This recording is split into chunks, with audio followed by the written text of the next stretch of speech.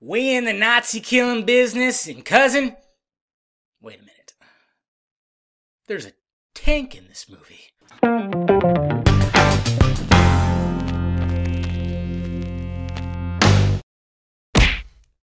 What's happening, my film friends? David the Film Junkie here, bringing you a film review of Fury. And of course, Fury stars Mr. Brad Pitt, Logan Lerman, Shia LaBeouf, Michael Pena. Am I related to that guy? And then this douchebag. I don't even know his name, but you fucking hate this guy. And it's directed by David Ayer, who did End of Watch. He wrote Training Day. He's actually the one that's gonna be getting the Suicide Squad up on the big screen, so I'm looking forward to that. Great director, knows how to direct a movie. And Fury is just a gruesome tale of World War II. I mean, gruesome. Fuck. Of course, it sets place in World War II, and basically what's going on here is you got this team who operates a tank that's called Fury, and they lost one of their side seat drivers, so they get this new kid in, which is Logan Lerman. He, it's like that same tale. He's not fit to be in it, which is always weird with these kind of movies. It's like, okay, he's supposed to be a typist, yet he's gonna get thrown into a tank.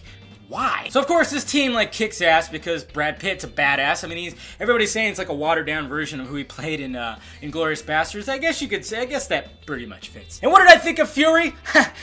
I like this movie a lot. David Ayer just shot this movie very well. The cinematography is incredible. Sometimes just the way things are placed and everything like that, and the way the camera's shooting this way and it's looking up at planes, it's just, it's beautiful. And the battle scenes, whoa! Yeah, they're very intense. Like you're on the, this is what I do. I dance in my seat. Now you're really on the edge of your seat. It's really gripping and tense. You're like, holy yeah! When it comes to performances, Brad Pitt, hey, Brad Pitt's it. I've always loved Brad Pitt as an actor. He does a very good job in there. Like I said, everybody's saying he's a watered down version from his character in Inglourious Basterds. I guess you could say that because he is a badass, but he doesn't have that weird, crazy voice, and he's not like Looney Tunes. Of course, you have the whole crew. Shia LaBeouf, of course, in real life, Shia LaBeouf is just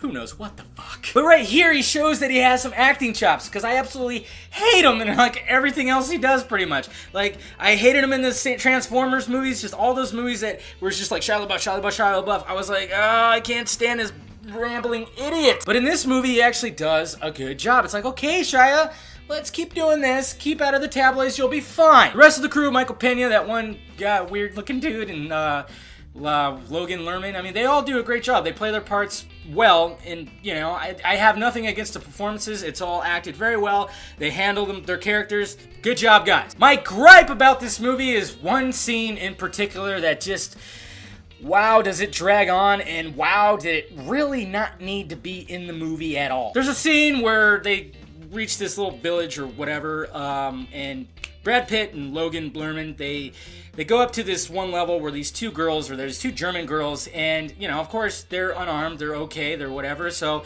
they're not gonna shoot them. So they end up doing this playhouse thing where Brad Pitt just has these eggs and stuff like that. It's like, cook that, make this coffee, we're gonna wash up and everything, and it's pretty much that they're playing house. And it just gets to the point where you're like, this scene needs to end, because I just absolutely hate everybody right now. Except for Brad Pitt. The way he handled that scene, his character handled the scene, was kind of cool, but it's just, like I said, it was a scene that did not need to be in the movie. This movie's almost 2.5 hours long. They could have just not had this scene in there, but I think they wanted to create some more tension for the new character, the new kid, because, he kind of makes friends with this girl, well, more than friends. So they wanted that element in, and I could see why they wanted to put it in there, because you almost get a backstory too, because the other guys are kind of mad that Brad Pitt is treating the new kid almost like, hey, he's playing house with these two girls, so they're kind of upset about it, but it's just like, you didn't, it made the characters not likable at all. So that's really my only gripe about this. I mean, the end sequence, holy shit. It gets very, very intense. It's very well shot, very well done. All the action sequences are done well. The performances are great. I'm just saying that sometimes the characters just act so douchey that you don't care about them, And that's the only, real gripe I have. It's they made the characters just just big assholes that you just don't care about. So yeah, I like the movie. So does it belong on the wall of favorite movies of 2014? Not quite. Yeah, like I said, I didn't like the characters enough just to love the movie. If the characters really genuinely, you just like them, the words coming out of their mouth, they just seem likable, you got the backstories, and you just really like the characters, it probably would have gone on the wall, because everything else was pretty much as the way it should be. So let me know if you saw Fury down below in the balls area, and also hit that like, thumbs up button if you'd be so kind. Subscribe to my channel if you have not already, and visit FilmJunkie.com for movie news, trailers, and film reviews. Well, alright guys, I'm David, the Film Junkie, and I brought you a Fury review of film. Is that what I was gonna say? You know, dyslexia kicking in. I brought you a film review of Fury, guys. Yeah, there you go. Bye.